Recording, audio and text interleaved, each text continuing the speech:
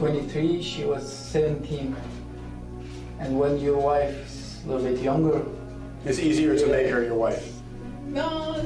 So Movsar and Lerone Murphy are going to fight this weekend to find a true #1 contender in the Featherweight division to finally challenge Volk for the title.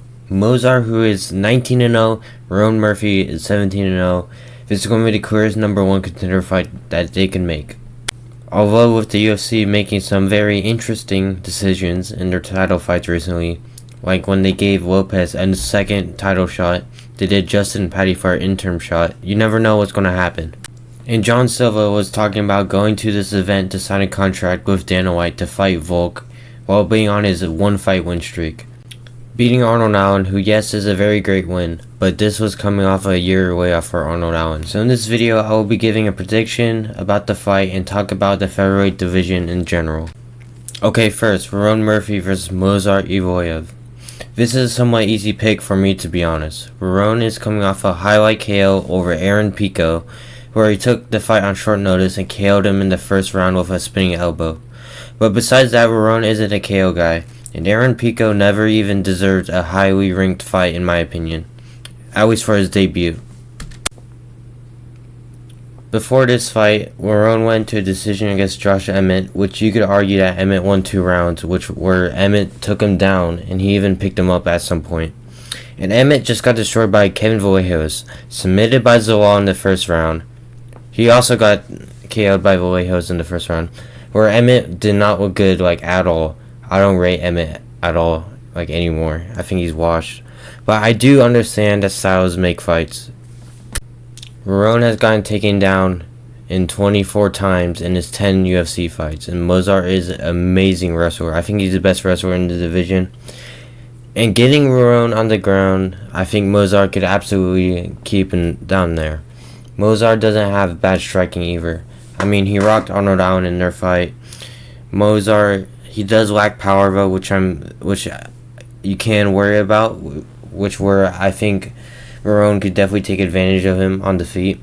Lerone is a very good striker technically, but he doesn't have crazy power, and he does probably have more power than Movsar. Lerone's way to win is very simple: defend the takedowns, keep on the feet, and break Movsar down with good combos, good kicks, and just making sure that he avoids any sort of takedown, because I feel like if Movsar does get the takedown, I think he's going to stay there. I think Movsar is going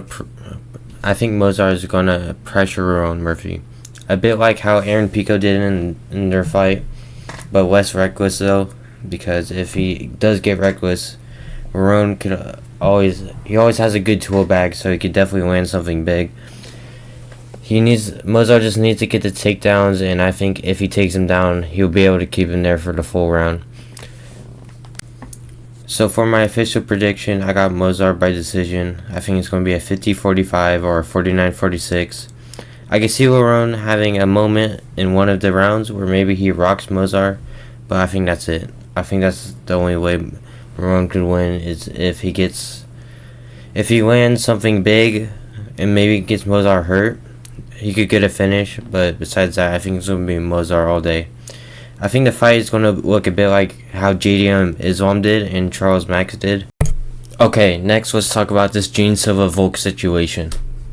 He's basically said that he's going to do a camp with Ilia Topuria to break you. So I just wanted your response to that. Oh, he said that? Yeah. Oh, okay. I don't know. I think he's a bit upset about the roofie thing, but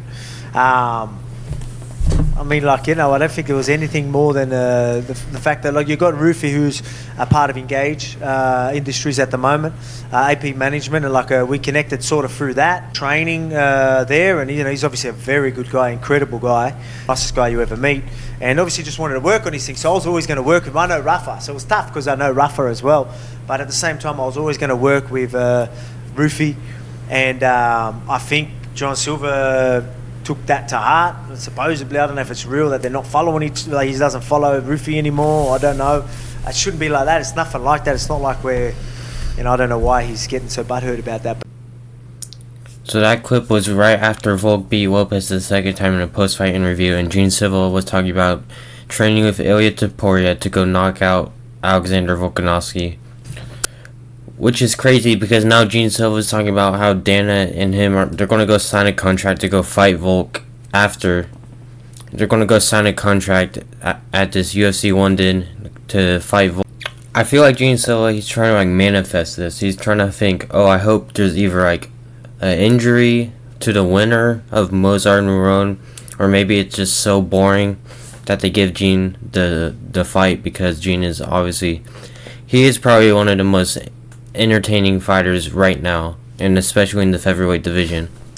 But still, I think everyone would rather see Mosvar or Lerone fight him, because they're both, whoever wins are still undefeated. So Volk versus the undefeated fighter is much more hype. We saw Silva get KO'd by Lopez 2 fights ago, and Volk beat Lopez twice. So yeah, I don't think this is going to happen, but if it does, I think everyone will be disappointed, and it will show how bad the UFC matchmaking is right now.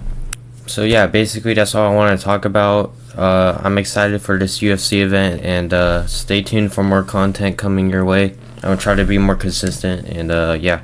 So like the video if you want, and subscribe. Alright, peace out.